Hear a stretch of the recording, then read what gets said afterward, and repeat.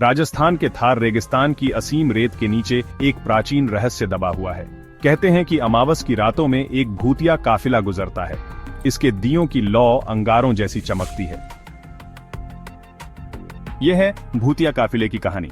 सदियों पहले राजस्थान में राजपूतों का राज्य था। विक्रम सिंह नामक एक साहसी राजकुमार थे। उन्हें जैसलमेर के शाही खजाने तक सुरक्षित पहुंचाने का दायित्व सौंपा गया। इस रत्न के बारे में मान्यता थी कि यह दिव्य शक्तियों से युक्त है। विक्रम सिंह ने एक भव्य काफिले के साथ यात्रा शुरू की। यात्रा कठिन थी। सबसे बड़ा खतरा अपनों से था। राजकुमार को यह पता नहीं था कि उनके ही दरबारियों के मन में लालच का बीज अंकुरित हो चुका है।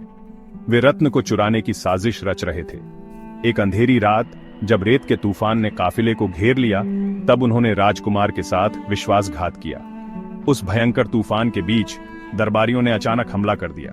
विक्रम सिंह ने बहादुरी से लड़ाई की, परंतु अंततः वे मात खा गए।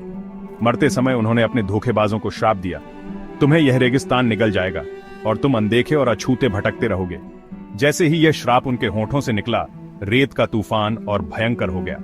काफिला, ऊंट, खजाना और दरबारी सब रेत में समा गए। जब तूफान थमा, तब वहां सिर्फ शांत रेगिस्तान और अंतहीन रेत थी। सालों बाद यह कहानी लोक कथाओं का हिस्सा बन गई, परंतु रेत के रहस्यों ने सब कुछ छुपा नहीं रखा। धीरे धीरे लोगों ने अजीब घटनाएं देखनी शुरू की।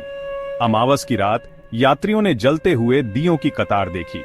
कुछ ने ऊंट की घंटियों और बांसुरी की धुन सुनी, तो कुछ ने धुंधली परछाइयां देखीं जो पास पहुंचते ही गायब हो जाती थीं। एक काफिला जो जुगनुओं जैसा चमक रहा था, पर जैसे ही कोई उसके पास जाने की कोशिश करता, वो रेत में गायब हो जाता। जो लोग काफिले का पीछा करते, वे कभी वापस नहीं आते। मीरा नाम की एक आर्कियोलॉजिस्ट राजस्थान के रहस्यों में गहरी दिलचस्पी रखती थी।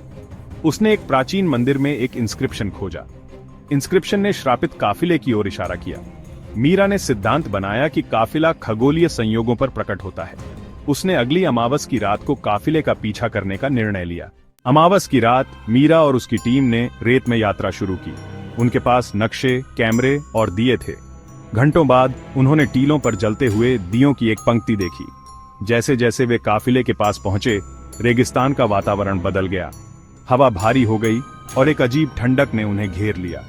ऊंट की घंटियां और बांसुरी की धुन ने सन्नाटे को चीर दिया। मीरा का दिल तेजी से धड़कने लगा, पर जैसे ही वे करीब पहुंचे, दिए मद्धम होने लगे। परछाइयां सजीव हो गईं और चारों ओर से फुसफुसाहटें सुनाई देने लगी। वापस जाओ, हमें परेशान मत करो। अचानक उनके पैरों के नीचे की रेत हिलने लगी। एक भयंकर तूफान ने उन्हें घेर लिया। तूफान के बीच मीरा ने एक झलक देखी। एक राजसी व्यक्ति रथ के सामने खड़ा, रक्त रंजित तलवार हाथ में लिए हुए। उसकी आंखें दुख और क्रोध से जल रही थीं। उसने धीमे होंठों से कहा, यह रत्न तुम्हारे लिए नहीं है।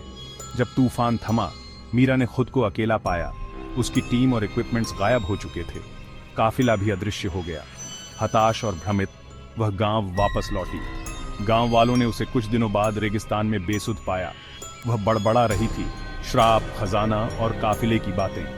जो उसने देखा, वह उसे कभी भुला नहीं पाई। थार रेगिस्तान का यह भूतिया काफिला एक गूढ़ रहस्य है। यह विश्वासघात और श्राप की कहानी है, या सिर्फ एक मृग तृष्णा? रेत अपने रहस्य छुपाए रखती है। क्या आप भूतिया काफिले का पीछा करेंगे?